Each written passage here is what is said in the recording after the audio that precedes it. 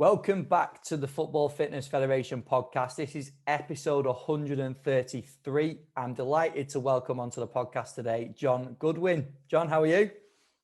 I'm very well, Ben. Good. Thank you very much for coming on the podcast.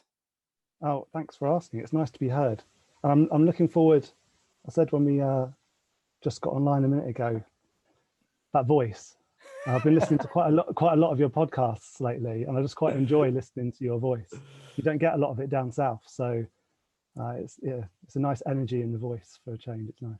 I think you'll probably be the first and last person that ever says that, to be honest. And the other thing with a lot of people down south not listening or taking into anything that I say is probably they can't understand what I'm saying. Get away with a lot. Yeah, exactly. Could be saying anything. But no, I really appreciate you coming on, mate. It's great. It'll be great to have a chat. We spoke obviously a few weeks ago. I think we've got some really interesting topics to cover, especially anyone that's working within an academy or up to sort of 23s or even first team, to be honest, to understand what goes on in those sort of transitional years between academy and first team. And I've not mentioned your role. So your current role is head of academy sports science at Fulham. Yeah. Well, do you want to just take us back, John? Let's go through your journey, your career so far. Yeah. I was a track and field athlete, a bit multi-sport as a kid, but predominantly a track and field athlete. And then that took me all the way through my teens and 20s, mostly focused on track and field. And actually, I did my undergrad in sports rehab back in 95 to 98, and actually started coaching back then. So I always had a bit of a bent towards really enjoying the training environment and the coaching environment from pretty early on. So yeah, I was a track and field coach going back then. And then after my undergrad, basically went straight in as a postgrad. So I was teaching biomechanics and anatomy and started a PhD, but I'm just very distracted as a person. So the PhD sort of petered out to nothing whilst I was just busy off spending most of my time coaching around my work role, and then picked up an MSc in biomedical engineering in 2005-06. And at that point, the track and field coaching had turned into strength and conditioning coaching, because you get footballers and rugby players who come to you for speed coaching, and then that turns into solving more of those problems and became S&C coaching. So yeah, by the mid 2000s, I was pretty regularly S&C coaching. And at that point, the opportunity came up to validate an undergrad degree in strength conditioning. And also at that similar sort of time, I went onto the board of the UKSCA. And that sort of really cemented my direction, fully immersed sort of in the strength conditioning environment at that point. And then around all of that, sort of from 2000 until about 2012 or so, I was sort of trying to keep up with a full-time job lecturing in university, as well as what was pretty much full-time coaching. I was generally doing sort of like 20 to 30 contact hours a week of coaching across a mixture of sort of track and field athletes, the TAS scheme. I don't know if you're familiar with the track and field athlete scheme. We had an London Marathon Endurance Performance Centre at St Mary's, so I was coaching or supporting some of that, university teams, bits of consultancy work, and then I spent a little extended period with the Welsh women's lacrosse team, which is probably some of the most fun coaching I've had, being in that environment for a while. So picking up all of that coaching, and then as the undergrad degree I was running sort of evolved, loads of other universities, almost within a year or two of ours starting, like everyone must have had the similar idea at a similar time. Loads of other strength conditioning programs started to appear, and then strength conditioning started to fairly quickly turn into sports science, which is like masses of programs, lots of students that want to study it, but not really enough jobs.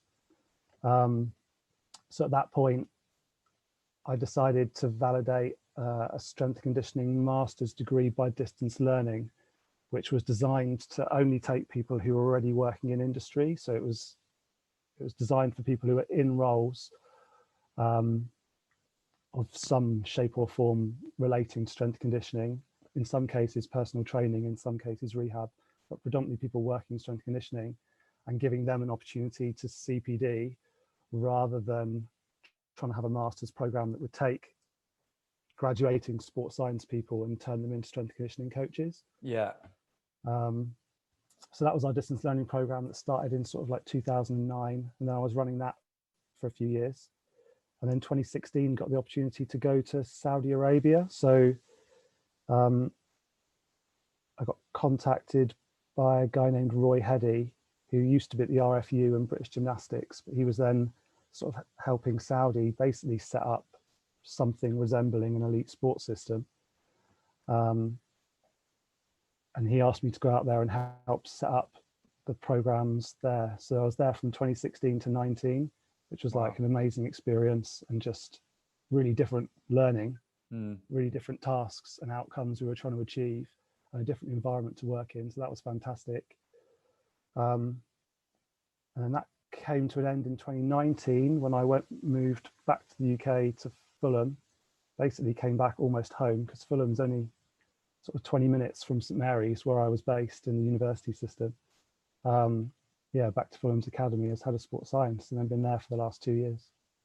Wow. That's been my focus. So the last 5 years really has been a massive learning curve, because Saudi was a big learning experience. And then coming to Fulham, I came to Fulham really as a really a non-football person. I'd wanted to get into academy football for quite a long time, had been trying to move sideways out of my role in sort of academics into football. But when you're not coaching full time, it's difficult for people to take the risk on you. So that never materialized. But I was trying to make that move for ages, because really I just wanted to be in a coaching environment where you were dealing with a reasonably sized cohort of young athletes with a reasonable, not perfect, but a reasonable level of resource available. Yeah. So you could actually try and implement the things you want to implement. So the opportunity to come back and do that, with Fulham was, what I've been hoping to do for a long time. I was going to ask that, the sort of the non-football guy. Well, we'll touch on that in a second, because I think that's interesting. But I was going to ask that about that attraction to get into football. So is that the main thing you think in terms of like resource, the size of the squads or the groups or whatever you want to call them, and then also the resources that would potentially be available at the clubs? Yeah, it's just, it's the opportunity to take a group of hopefully relatively hungry young athletes, with resource, and help them realize some things that maybe in other systems they wouldn't have had the opportunity to do. Try and do things differently or a little bit better, and help some athletes realize things with your belief system and the vision that you think you bring to the table. And I think it's a really exciting time to be in football, because I think football's evolving really fast. You've got generations of young coaches coming through the system who are really equipped in a very different way with different tools. And that's really sort of livening things up and evolving the coaching environment. You've also got sort of the longer establishment of the sort of sports science strength conditioning sector, which means there's more and more better people and more resource, as in jobs being made available for those people to be aligned to those systems. And then also you've got more and more drift from other sports happening now. So the EIS has been around for sort of a decade and a half or so. And you've also got sort of the influence that has on the sector generally, but also the drift you start to get of expertise gradually, people that have been really well developed in those environments, and they start to drift across to football. So you've got this real mix of exciting things happening in football, I think, that mean sort of this 10 years we're in is a really interesting period to see things evolve. Yeah, I agree massively. And the game's changing so much as well, isn't it? That's why it's essentially a new game, isn't it? Like we look from a few years ago, it's very, very different.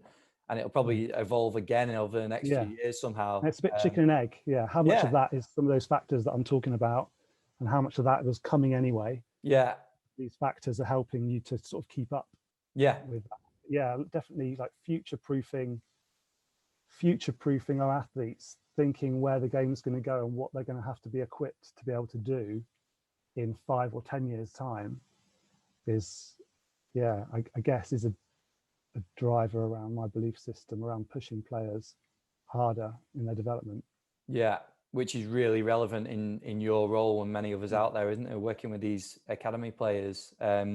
I was going to say, John, what was your initial sort of thoughts and views going into a football club in terms of physical preparation? So you've referred to yourself as like the non-football guy from a non-football background. So going from that background into football, what was the first sort of views and opinions? Yeah, I'm non-football in every way.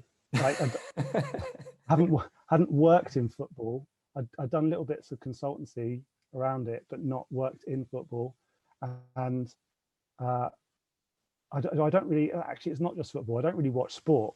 I'm not really that into watching or following sport. I'm really interested in dealing with athletes that are in front of me and helping them develop. So yeah, I've really only started watching any football at all since my 11-year-old son started getting into football over the last couple of years, and that's dragged me into watching a bit of football. Otherwise, I wouldn't really been watching any sport at all.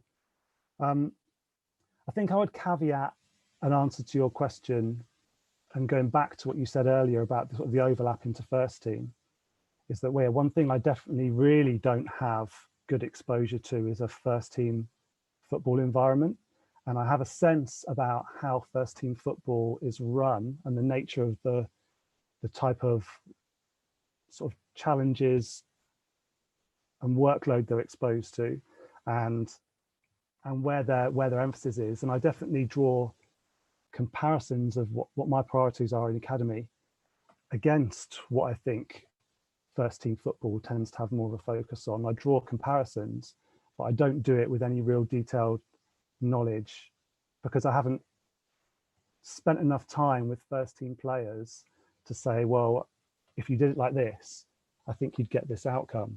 So actually, if you did it like this, though, I say you might not get the outcome, I think, in the long term with first team players, because I just don't really have enough time with them to understand well the nature of the stresses they're exposed to, or the pressure of that environment and everything else that goes with it. But I think the way I perceive football to operate is that whether you consider it two different paradigms or a continuum with two ends, is moving between a recruitment-based model and a development-based model, being slightly, differing perspectives. And my perception is that first team operates much more on a recruitment-based model, whereas in academy, I'm much more bent towards the other end of the spectrum. I'm much more focused on a sort of a developmental mode of thinking about the way we're treating our athletes. And I can well understand why you'd end up in a recruitment-based sort of paradigm in the first team setting, because recruitment and then after that coaching are the two things that are going to have the biggest impact on Saturday's result. Not strength and conditioning, not whether you sprinted this week, not whether you've done some squats, but it's going to be how well you've recruited to the way your team's trying to play and fit people to roles and utilize people effectively, and then how that group are coached coherently. So when those factors are so much bigger, and your result is the primary thing that matters, I can totally understand why you end up much more at a recruitment end of that continuum rather than a player development end of that continuum. But when I'm down in our academy environment, I'm less thinking about whether we win at the weekend. We've got less opportunity to go around and start sort of regularly recruiting people to slots we want to fill so that we can win games more effectively. That's not necessarily our objective. We need to fill teams because we need to be able to field teams to play games. Yeah. And we want to win games because winning games is good for development. Like the coherence of the team that develops, and the buy-in of both the coaches and the players to what we're trying to do work-wise. All of those things are facilitated by winning. But winning is a tool for me, if you like, in that regard, to try and support buy-in and the work I want to do, rather than being the principal objective from my perspective of what I'm trying to achieve. And I'm much more focused on looking at the pool of players that we've got and thinking about how they're going to be developed. And I think that, for me, that's the whole, I guess, a big chunk of the story that sets academy football apart from what first team football's trying to achieve, is tied into those things. Because if we relate that to like what has gone on in the game recently, you can think of a number of probably academy sides that have been very successful as academy sides, and then they go into a first team environment and arguably not as successful as individuals. So that's where it becomes quite real, doesn't it? Because, and I'm not saying we shouldn't focus on result, because like you said, it can be used as, I like how you said that, it can be used as like a buy-in tool, because essentially we all want to win, but there's a bigger picture, isn't there, involving working with players of those sort of age groups. Yeah, and like if I reflect, like we've had some good success since I've been at the club, particularly radiating out sort of from the 18s age group, which is probably where we were able to implement the most change early on, partly because that group was just ripe for it at that time, partly because that group of that age of scholars coming in for the first time into the program full time at that age of sort of 16, 17, those players are hungry for something new, for something professional, for progress. They're at a ripe age in terms of being able to influence their behavior. And if you can get a bit of momentum with that sort of age group of cohort, it's really easy to see a real sort of cohort wide evolution. And definitely at that age group for the 18s, we've seen that happen. But when I think about where our success has come from, so our 18s group have been sort of top end of the league for the last 2 seasons for the South Division. A lot of the success has happened because of really key players in that group.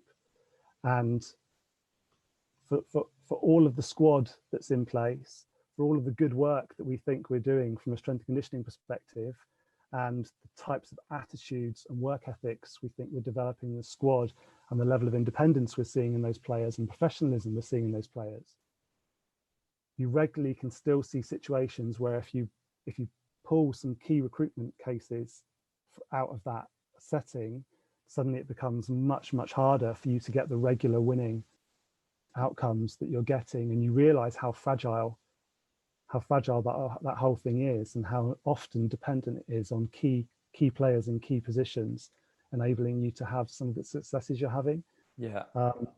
I think it's really easy to get carried away with thinking you're having really positive effects and you're doing a great job, and oversell the importance that your role has on what outcomes you're actually seeing on the grass. So it all goes in both directions about programs being successful, but players not emerging out of that program that end up being successful, or vice versa, programs being successful because of key players that are going to emerge out of that program, or programs just not being very successful from a matching perspective at all, but having some great players that end up emerging and developing. And it makes you realize how small you are, I think, how small a cog you are. I think anyone that's worked in that academy system will know of players that will, if they've gone on to be successful, would have been successful regardless of what you did with them, wouldn't they? Yeah. Like you could have done any sort of program and they'd have gone on and done what they were going to do because they had it, whatever it was, they had it. And actually a lot of what I think I find myself being drawn to is more the extent to which we're able to help all the ones that are more around the margins. It's enabling boys to get careers in a game who might have otherwise not quite made it, getting those over the line, or the ones that are going to get over the line, enabling them to play a tier higher. Yeah. But yeah, like you say, the ones that were going to really shine would have done so probably in spite of you. Yeah. Anyway. Yeah, that's a great point, because that's the majority as well, isn't it? Like, you're hitting the majority of the squad there instead of the sort of the top whatever 5% of the squad. So I think that, yeah, that really is, it makes sense that we can affect everyone within that squad, can't we? Even if it's a case of getting a player that might not go on to be professional, they might go into the semi-professional game, but they might do very well in the semi-professional game from the things that you could potentially put in place. Yeah. I think as a non-footballer coming in, I really came in with like four targets in my head. So one was I did want to shift prescription, like not to oversell prescription as being able to deliver all your outcomes, but I wanted to do things that made the training better and more effective.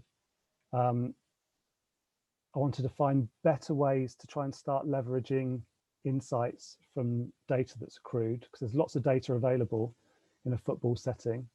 And I wanted to try and stabilize and find insight from that, which I think I've really only nibbled at the edges of at the moment.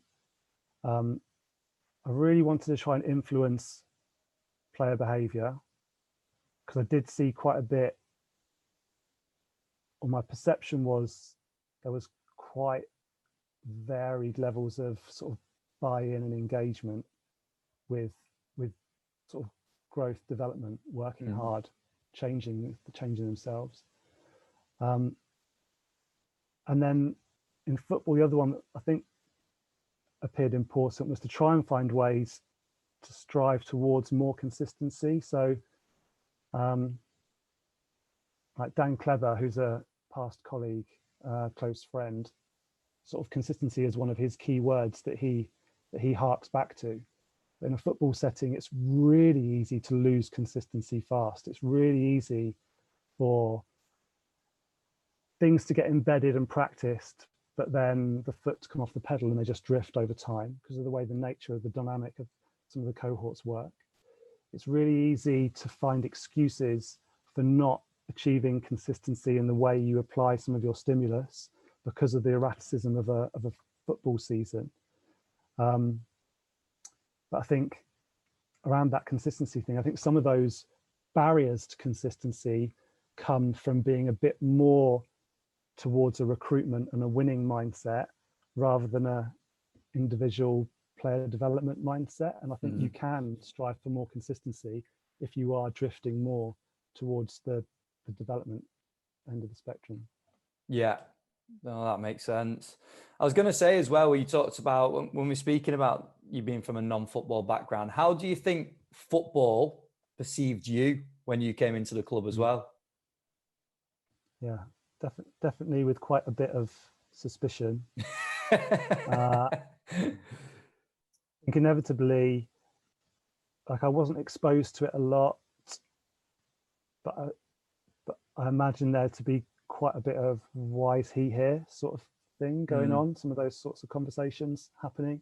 Was that because, do you think that was because of your background or what you were trying to implement, or?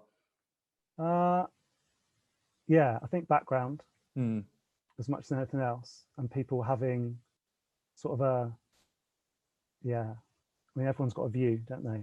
So there's definitely going to be people that don't think that's the right appointment. I think since coming in, I definitely get labelled as the running guy. So running outside of football is a big part of what I push within our program. I guess we can talk a little bit later about what that is and why. Yeah. Being obsessed with speed, so I often get banter about various things about making them sprint again, or being obsessed with how fast they are or how fast they're getting, or any of those things, which I think I just admit to probably being true. Like that is a bias. Being the science guy, I definitely get poked at a little bit.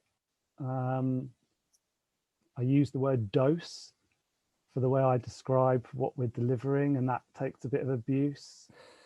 Because yeah, definitely, like one of the things for me is, well, what I've definitely seen in some conversation around football, and in what I think some people seem to be doing, is there's a fair bit of chasing things like GPS output, for example, that you're collecting data and we need to have sprint meters or we need to have high speed meters.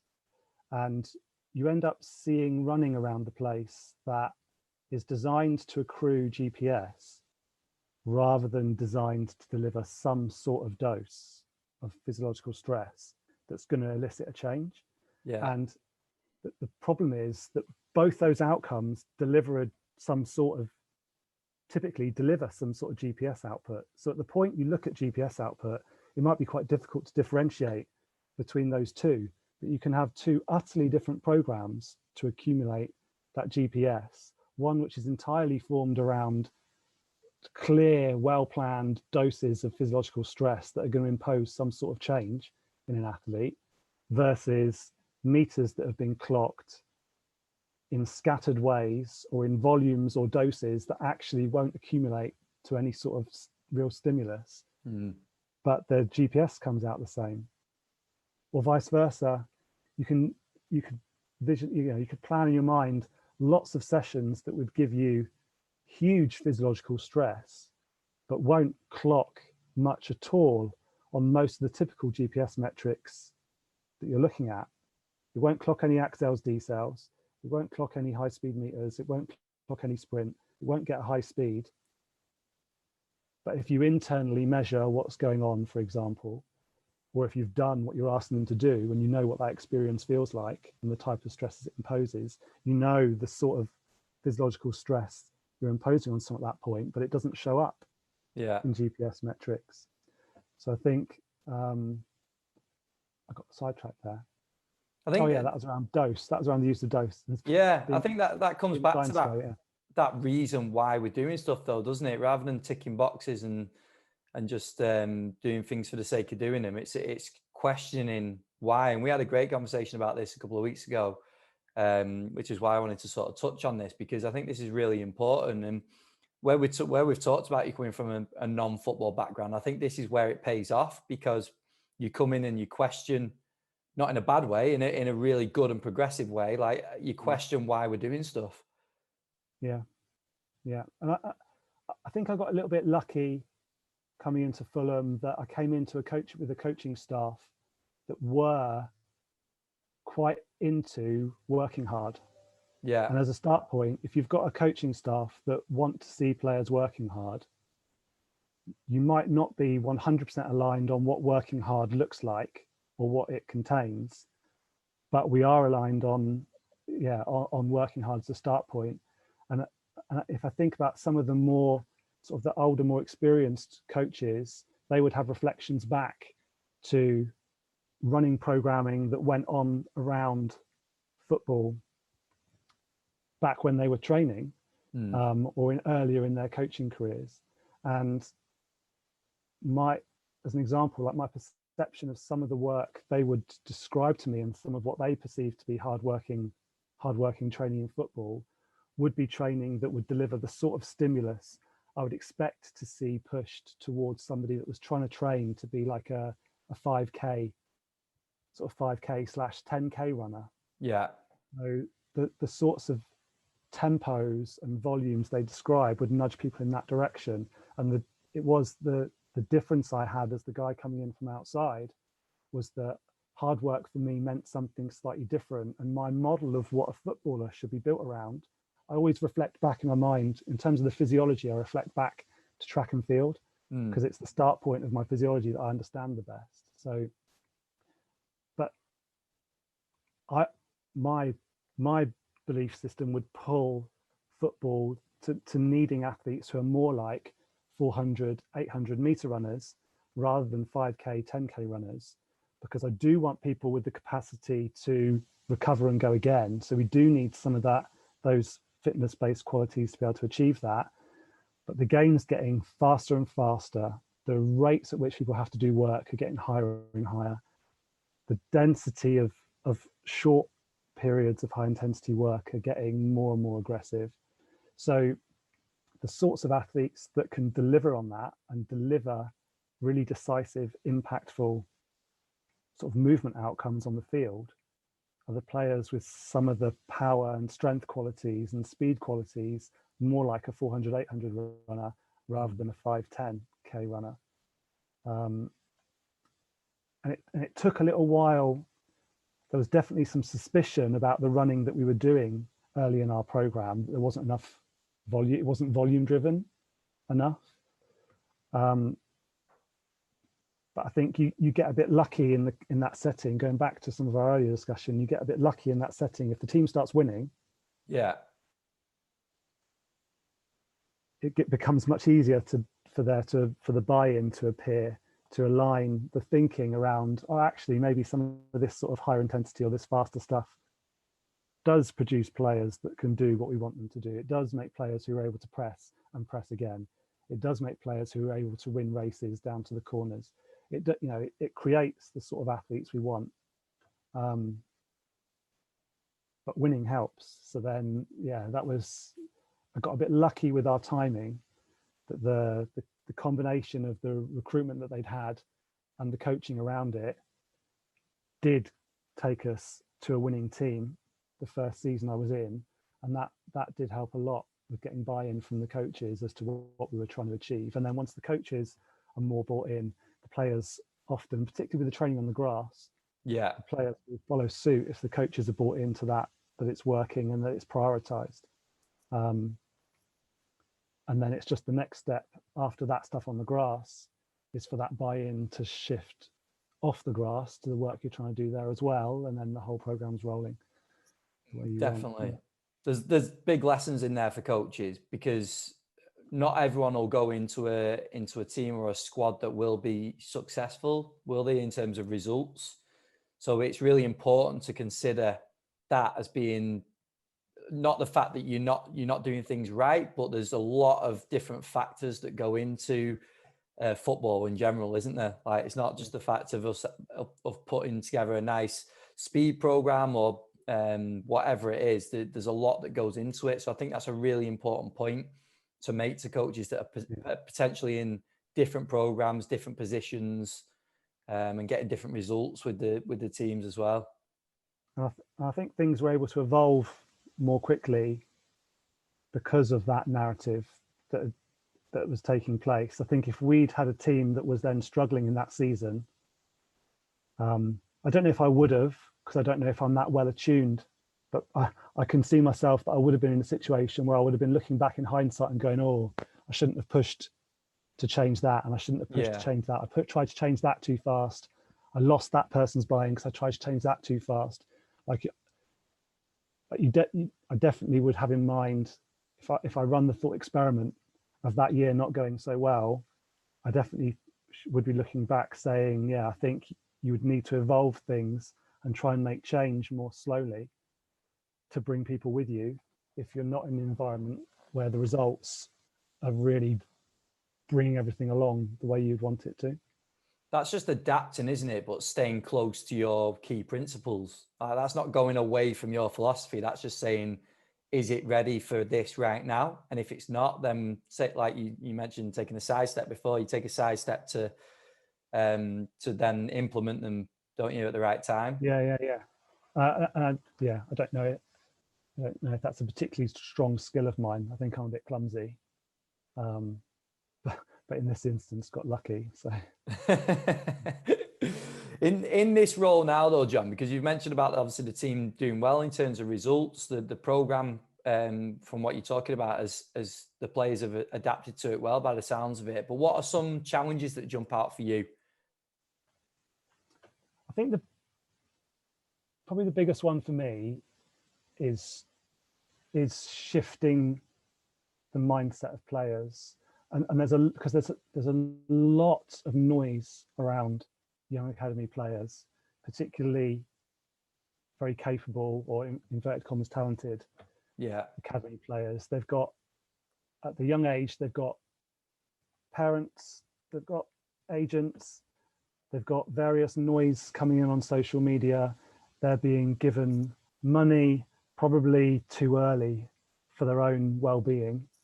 And that creeps, you know, that is escalating over time and creeping down the system over time, that you just get more and more younger players getting more and more. And it's not a dissimilar problem to what we see as we start to reach sort of like thinking about where the bottom's going to be in terms of how young we start recruiting. Yeah. And some clubs that are just trying to scoop up loads and loads of young kids at that very early age of the program. It's like all these things create some of the wrong sort of developmental messages for players.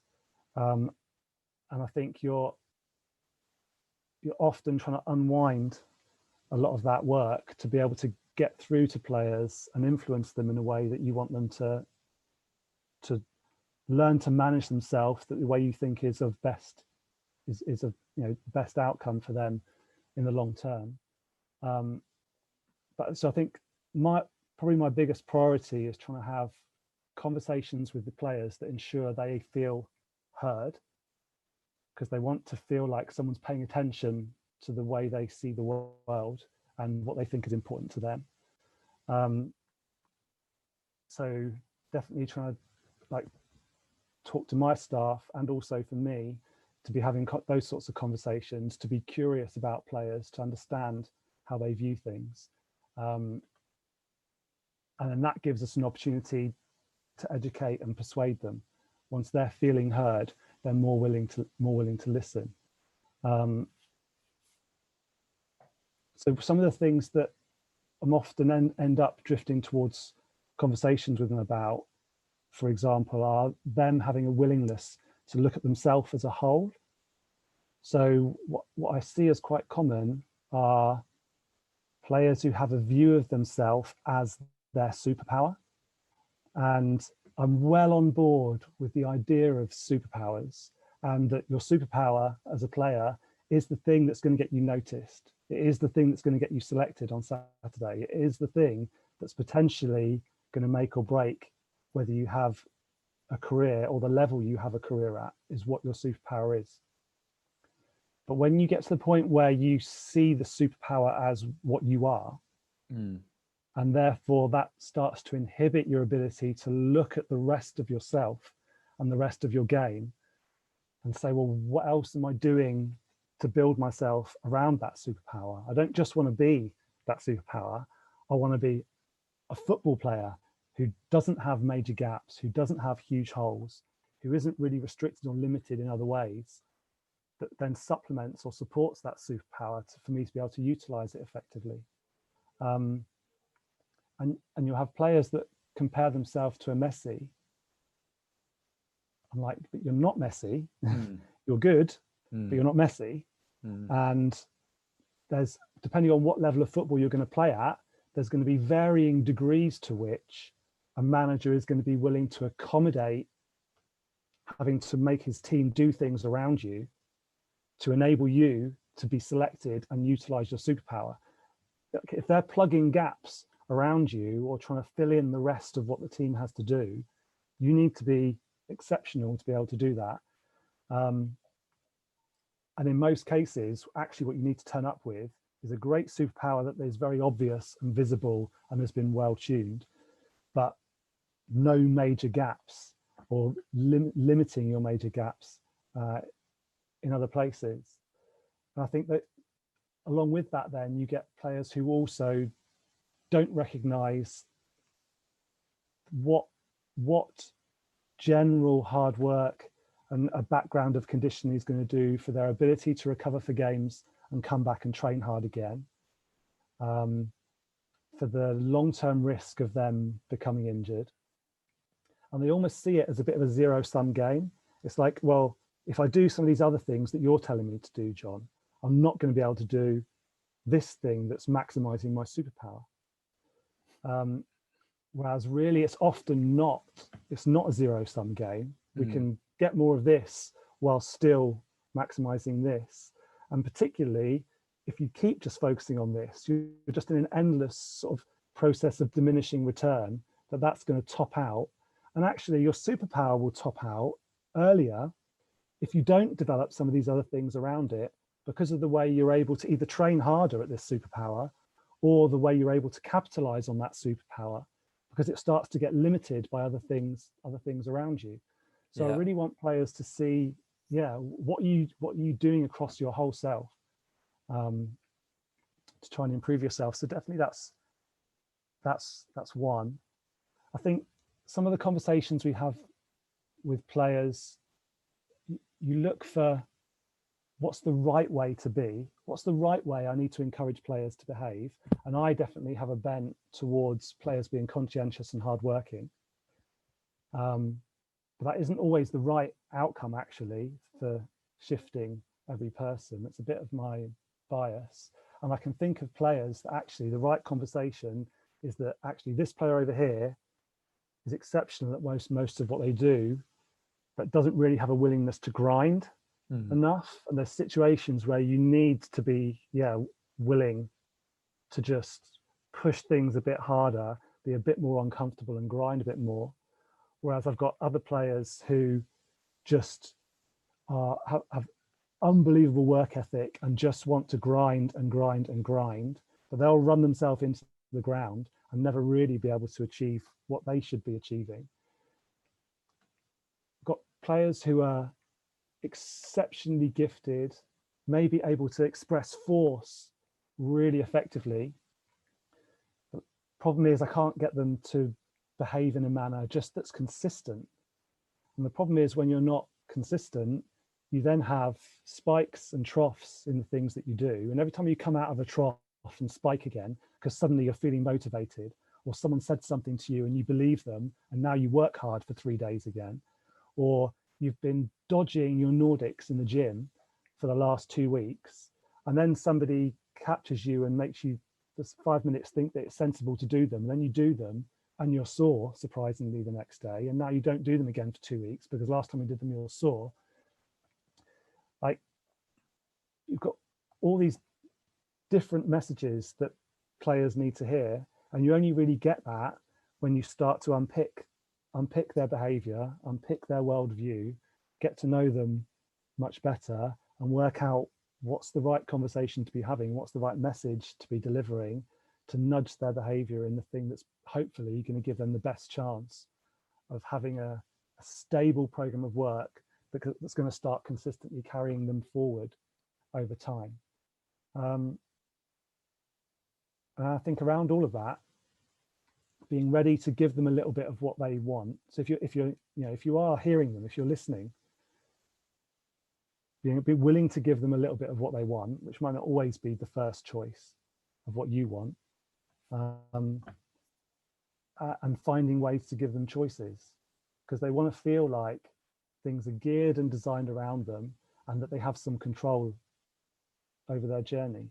So finding ways to, like, in an authentic way, give them choice that's meaningful and opportunity to sort of select their path, rather than badgering them or forcing them down a route that you think is right. I'm trying to think, this is all conversations in my head now, just things coming to me. I was going to say on that, John, because I completely agree with that. Like, I think that's the real value in coaching, but more specifically like coaching at the academy level, because you're preparing them for what's ahead.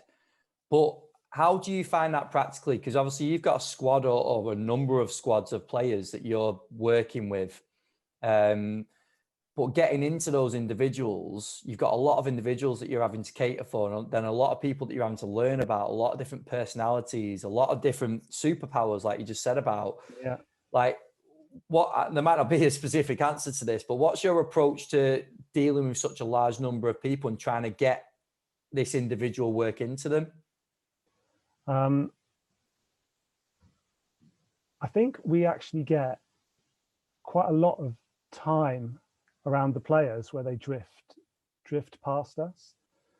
Like if I think about a typical morning, players will normally get in, or they'll be in and hovering around the gym 15 minutes, most of them, before they're due to be in.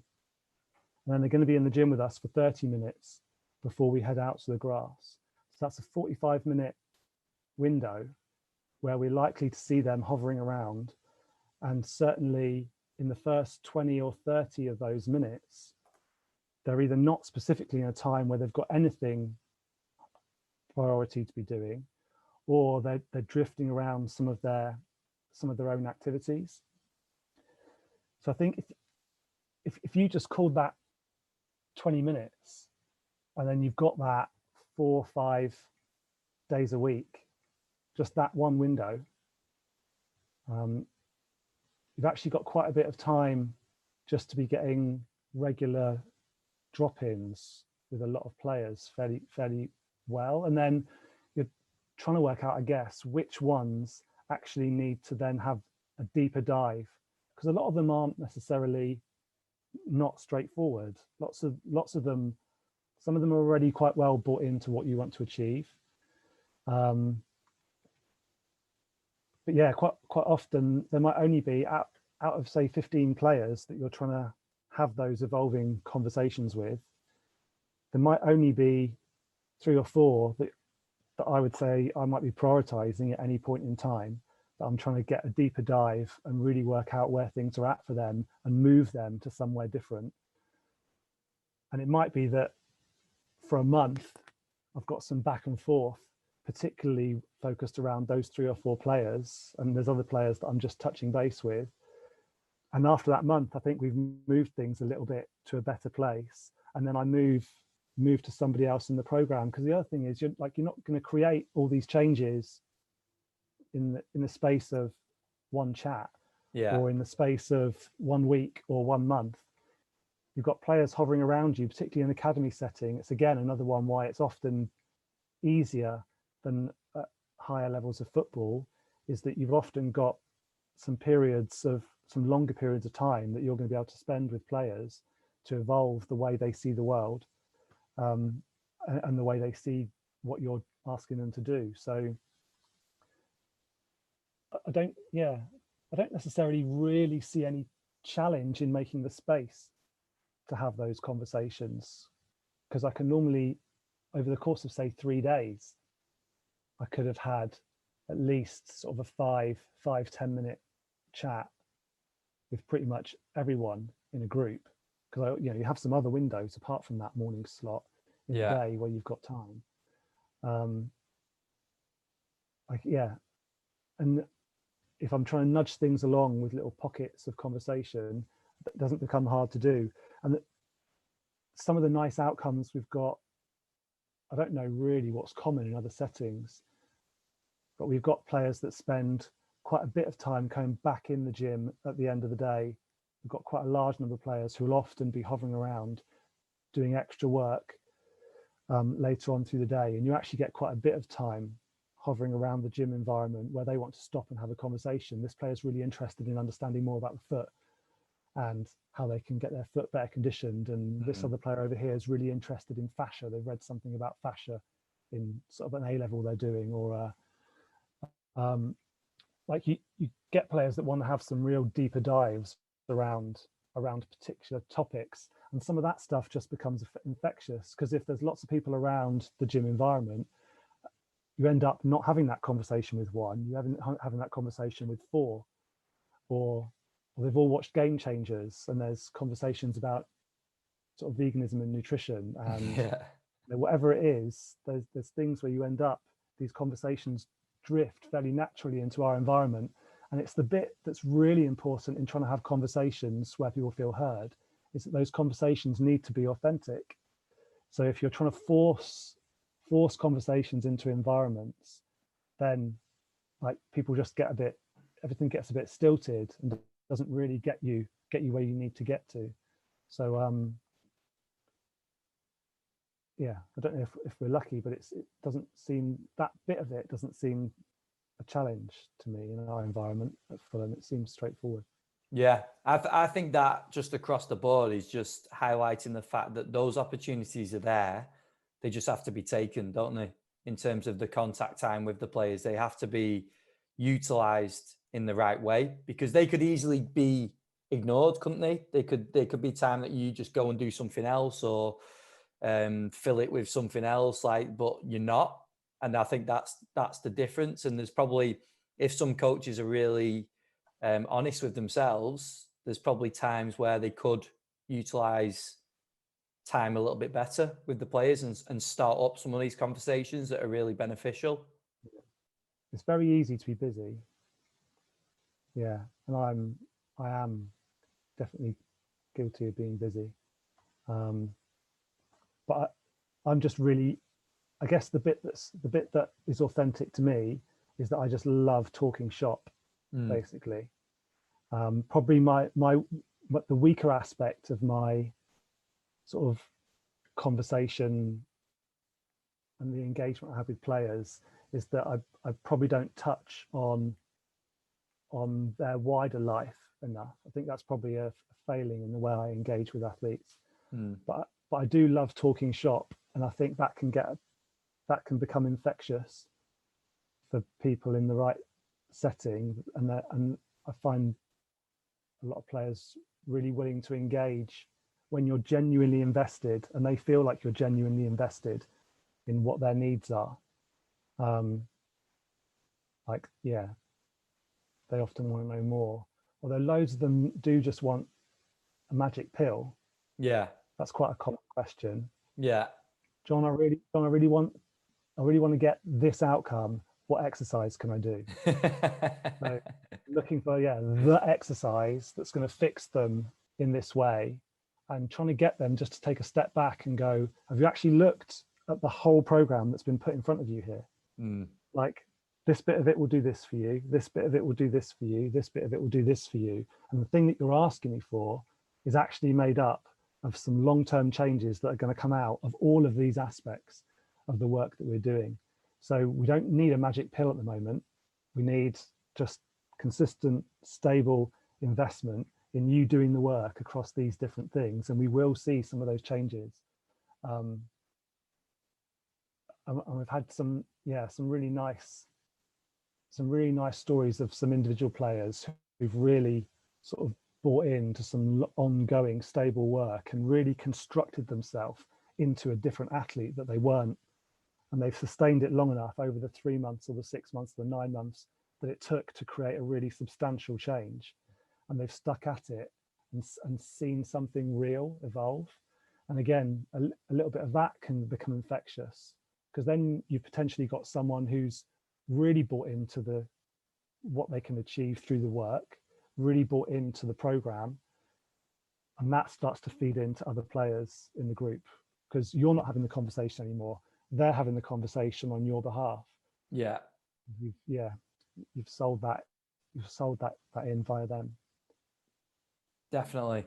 No, I think that's another great point. I was just looking at my notes then, John, and I was going to move it on to the quick fire stuff that we do at the end of the podcast. But I just have one final thing that I think will be really interesting. It's a bit of a shift in gears, but around speed training.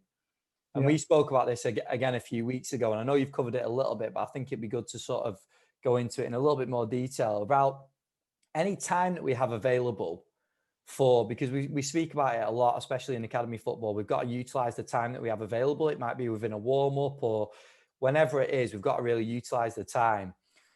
In regards to speed training, that time that we have available, where do you think we need to focus our work? I mean, on the warm-up that you just mentioned, we're actually, as it fits with the way I see training functioning, we're actually drifting away from that. We're actually moving towards a process of giving more of that time back.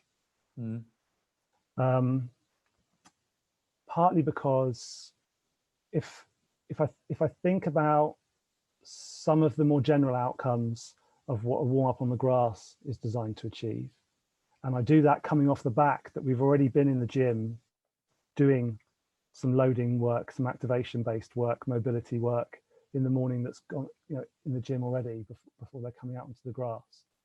I think about some of the general things that are happening in that warm up, and also some of the things we tend to start to deliver. So, for example, people might get into some of their agility things or stuff like that at the back end of warm ups. A lot of that work is best done in context and is actually better utilized with the football coaches rather than with us.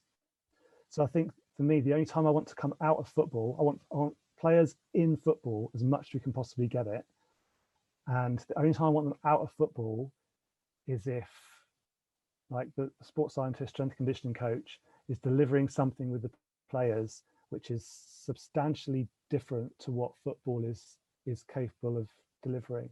So actually, even some of my pet things that I like to deliver, like I like to deliver agility and agility progressions, but actually in a football setting, like the context I create in any of the sort of practices I would do as an inverted commas agility coach is way less useful than some of the real context they're exposed to when they've got multiple players around them, real decisions being made that are real football decisions. And my push is just to try and give more and more of our time back to enable the players to practice those things with the football coaches, maybe with a voice in their ear from us, but not necessarily with us driving the content of a practice. So then one of the things, speed, your question being around speed, one of the things that definitely for me is not very effectively delivered in football is either max velocity development or and really high intensity, real max, genuine maximal accel type stuff, and possibly decel stuff, and then really high intensity anaerobic work.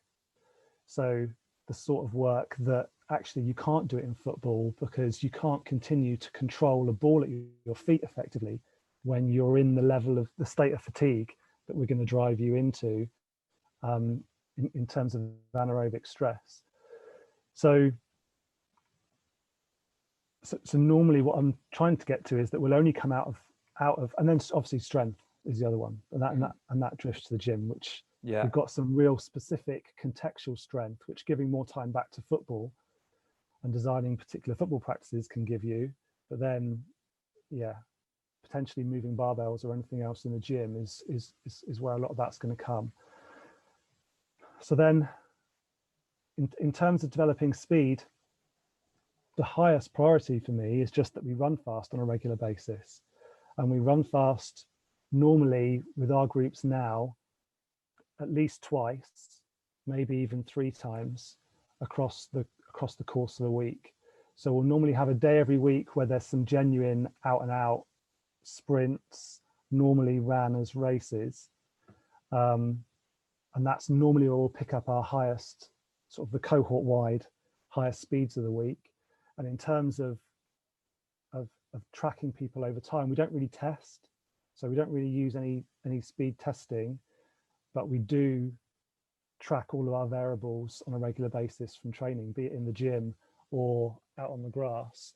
So we monitor what we're getting on a regular basis in terms of performance outcomes, and that race day, which is moderately well controlled in terms of the conditions it's carried out under and what we expect to see, then that tends to be where we monitor the speed outcomes we're getting.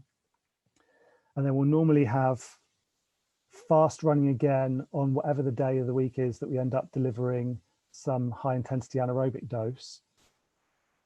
Normally during that anaerobic dose, they're probably going to get over 85% of max velocity during whatever that running is typically.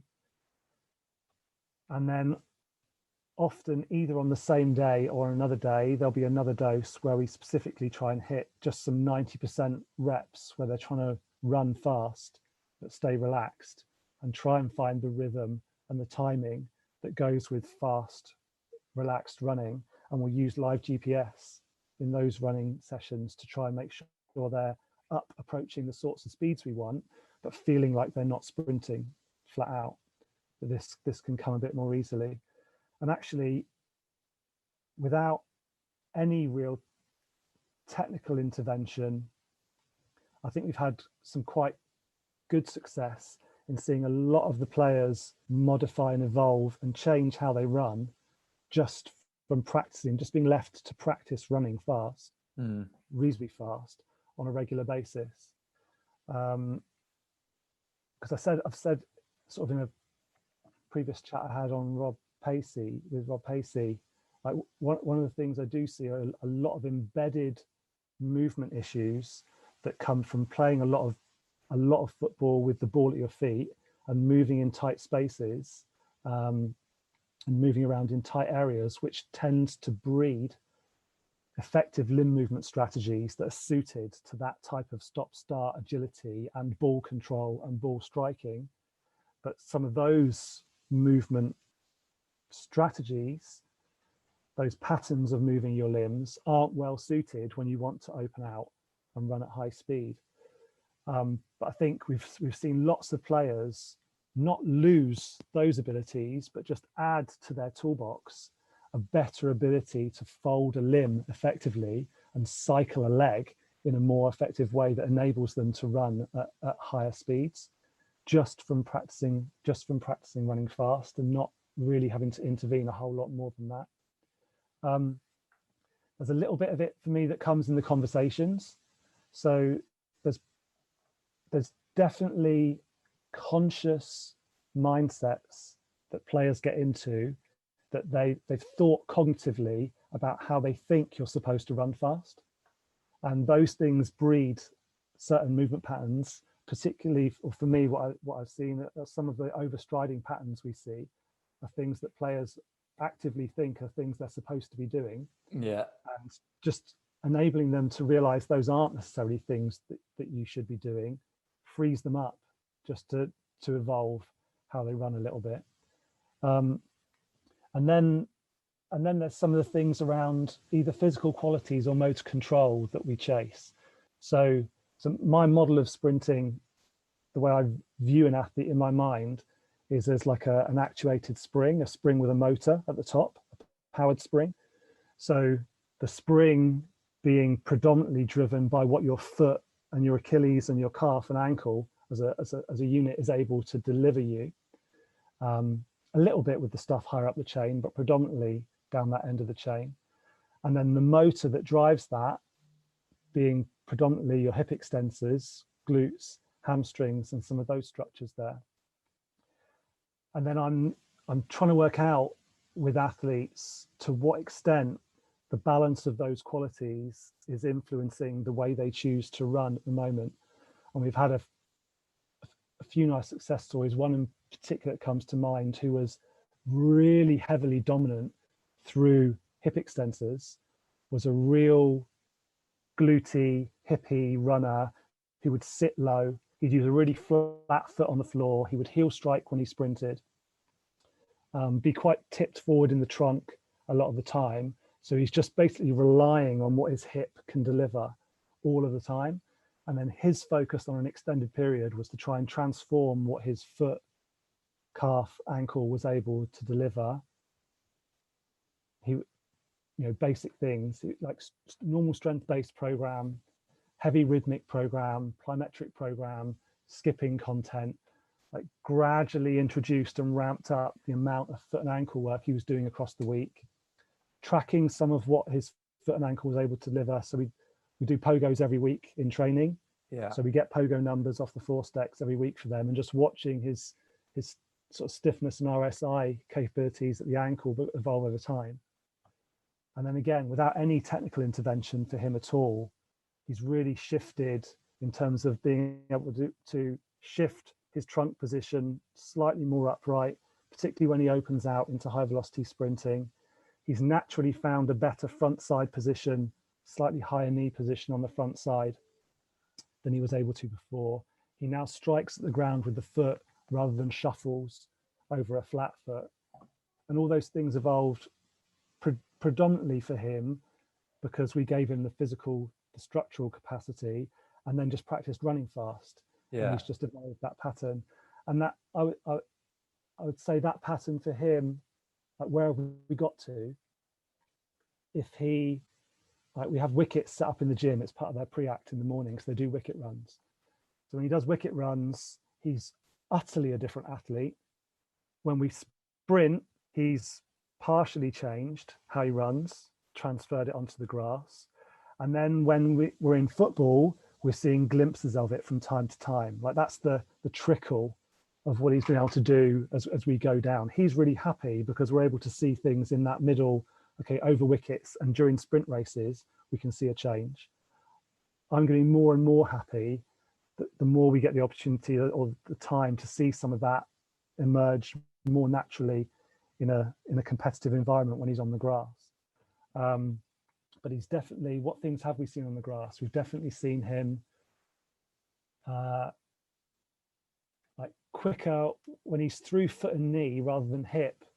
Like in some of his early steps of acceleration, he's getting beat a lot less in scenarios where he's coming out of those situations. So those things are transferring. Occasionally when we see him sprint, we see him hit some better shapes.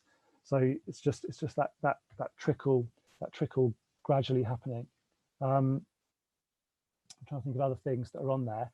Early hip flexor activity is another one that's priority for me. So early hip flexor switching on during sprinting, along with a limb that folds effectively, for me, the two things that help you recover and strike at the ground for the next step. And probably the only place I really cue early hip flexor activity are either in our wicket runs, because for me, the wicket runs constrain your stride length. That gives you permission to stop pushing off, which is what a lot of the overstriding stuff is. And once you're not thinking about pushing off so much, your hip flexors will naturally come on earlier, and it enables you to recover the limb a bit more effectively.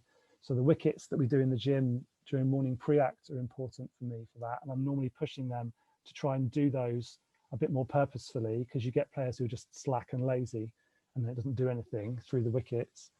And then we do a bit of things like almost like a bit Boshy style switch patterns onto boxes. Again, that's another one where you're trying to encourage them to have the knee on the recovery leg up before or at the same time as the leg going down hits the floor. So then you're just trying to cue that early hip flexor rather than hit and then lift your knee. Trying to get the switch to happen. So those sorts of timing things. And then anything that's focused around sort of rhythm and timing of relaxation patterns. So occasionally we'll get into a little bit of like a skip drill patterns on the grass, not particularly often at the moment, but from time to time we'll get into a bit of that. Actually last year I did have more time, and we did have a regular slot in the week where we were able to get half an hour of doing technical run drilling, and some of that was useful. But this season, partly because of the COVID schedule, it's just been less opportunity for us to be able to do a bit of that track stuff. Yeah, I think that timing and relaxation, I think for me is the one of the priorities that come from runs at 90%, and also the anaerobic runs where we're going for longer distances but fast. Yeah, there's an opportunity to cycle where you're not quite straining at the limits of what you're able to do, which they do a little bit on race day. Yeah, all those things get you into a pattern of recovering a limb more effectively, and enabling them to gradually improve their running mechanics and their sprint ability. Yeah, so that for us at the moment gives a great insight. And I think like we go back to what we're talking about in terms of that time available. I think that gives a really good perspective for coaches of things to prioritize, and some of the practical stuff that you guys are doing as well. So thank you for going into detail on that. I appreciate it. We'll move on to some of the quick fire stuff at the end, John. So I always start with asking who were some of your biggest influences, or the biggest influences on your career so far? Yeah. So thinking back, I would mention a hammer discus coach called Alan Stark, who was a lecturer at St Mary's, partly because he was the person who I was just randomly sort of working with an athlete in the university athletics team, doing a bit of coaching, helping with the university program. And it was him that on graduation pulled me in and said, oh, you could do this postgraduate thing and lecture some biomechanics and lecture some anatomy and start a PhD. And it was him that started me on that whole journey. So I'm definitely grateful for him he was a pivot point for me. Dan Cleather, who I mentioned earlier, who I spent, I think, around a decade working with at St Mary's, and he just made me cleverer. So he's just the sort of person that we have slightly different worldviews to each other. So you'd regularly have conversations where there are some different perspectives, and he's much smarter than me in lots of areas of intelligence. So that constant challenge, definitely I got smarter when I was spending time with him. The Roy Heddy, who pulled me out to Saudi, that was a life-changing moment, and he was a big influence to me on the time when I was there. But actually thinking about this question, I really feel like it's everyday people around me that really have so much influence when I think about what things I'm reflecting on, the things that I'm changing every day. So if I think like Jack Grinstead, who was our 23s coach, who went up to first team recently, like just his level of sort of logistics and awareness and organization really challenged me, because it's a toolbox that I'm just terrible at. And definitely that influenced me. Dave, our coach with the 18s, have really good deep conversations with, and he's got toolbox and knowledge that's really different to mine, so that's really valuable. Laura, our physio, Michael and Liam, our physios in our team, like those guys are always asking questions and challenging, and like those things just really valuable to keep us moving. Definitely the players, I can think of like quite a lot of players that all of those conversations I've been talking about, the influence goes in the other direction as well. And the process of me trying to listen properly has definitely shifted my views on things when I spend time around those players and their conversations, and I've definitely learned stuff from them. So I think it's like loads of people. Yeah, brilliant. And then what would you say is your biggest strength as a practitioner? I'm very, very, very reflective, which obviously has some upside, but to the point of being a bit neurotic and obsessive, which definitely is a downside to that one. I love training, and I think some of that can be infectious a lot of the time. So that's been valuable to me in my coaching career. But all the things I can think of just have real up and down sides. So I think often some things that at one point in my life I've considered them strengths, I've then hit another point in my life and gone, oh yeah, it's a bit problematic, this one. So I'm back and forth. And then I always ask about CPD as well, John. So by CPD, I could obviously be like courses and things like that, which we've probably not been able to do too much of apart from online learning. But webinars, podcasts, is there anything that sort of springs out that you've done recently that you've took a lot from? I'm not actually a big workshop person. It tends, I tend not to do a lot of those things, and I tend not. Normally, when I go to conferences and workshops, what they do is just switch my brain on. I'm away from work. They switch my brain on, and I spend the weekend brainstorming and making notes. So I end up being on those things, but I go back into my own head a little bit. But I think some of the recent things that have really been helpful for me, like when Jack, who I mentioned, went up to the first team at Christmas, we had sort of a 2-3 month window where we were recruiting, where I went back with the under 23s full time. That's just been a fantastic experience and woken me up again, just being able to be with a group, fully immersed with a group again for a little spell. That's been great. And I guess, hark back to what I was saying about all the conversations. I really feel like those are the places where I develop and work stuff out and learn stuff, is in the day-to-day to and fro's that I get to have with some of the great people around. So yeah, that's my one. Brill. And then just finally, mate, I always ask on the end of it, what do you think some of the, or one of the most important traits to have for a coach is, but also for a player? So when you're thinking about some of the players that you've had probably the biggest impact with, are there some common traits that you see with those players, but then for coaches as well? I think for coaches, I think it depends a little bit what success means for you. I think it's really different if you see success as the way in which you're able to influence people and have impact, versus you see success as the steps you're able to make in your career and the job titles you're able to accumulate. Yeah, I think that leaves quite different things. And I'm more inclined, my personal bias, towards the former, about being interested and engaged with people who are all about the impact that they're having in the environment they're in. And often that leads to career success, but it doesn't always lead to career success. So you often find great people in places where, yeah, they haven't necessarily career progressed, but they're fantastic. But I see qualities like being authentic, open, and really interested in the stuff that you're doing as like some of the highest priorities to be productive in that sort of setting.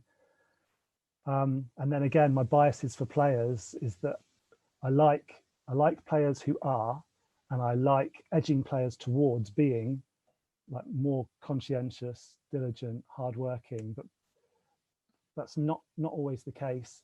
And people a little bit try and polarize some of what you see. So you get players who are really diligent and conscientious, players who are not, players who are really talented, and players who are not.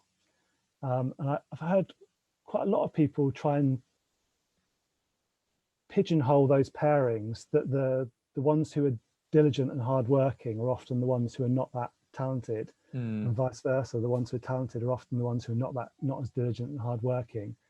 And I'm not really sure that's the case.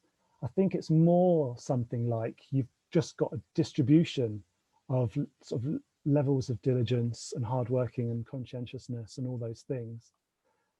And you've got a distribution, obviously, of how physically gifted or how readily they adapt, or what their resting level of performance is when they're not that well trained, or how fast they progress when they do train hard. You've got all these different things on that side of the equation.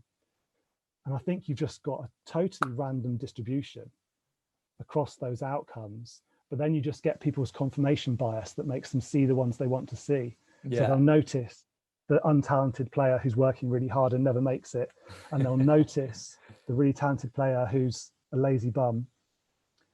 But if I block up my like 5 most talented players, talented in inverted commas, whatever you perceive that to be, in our academy at the moment, you've got a complete mix of conscientiousness or not, and the same at the other end.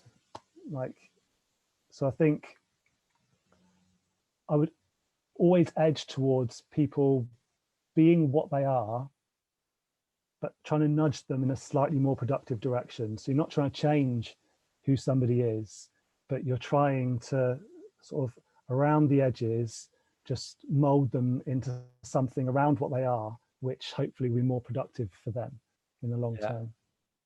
Brilliant. Mate, this was really, really enjoyable. I took absolutely loads from that, which I'm glad, because the conversation we had a few weeks ago, I did, and I wanted to try and get it, that we covered all the similar sort of stuff on the podcast, which I think we've done. So big thank you for coming on and giving up your time. If anyone's got questions, they want to reach out, they want to just follow you and your work, where would you direct them?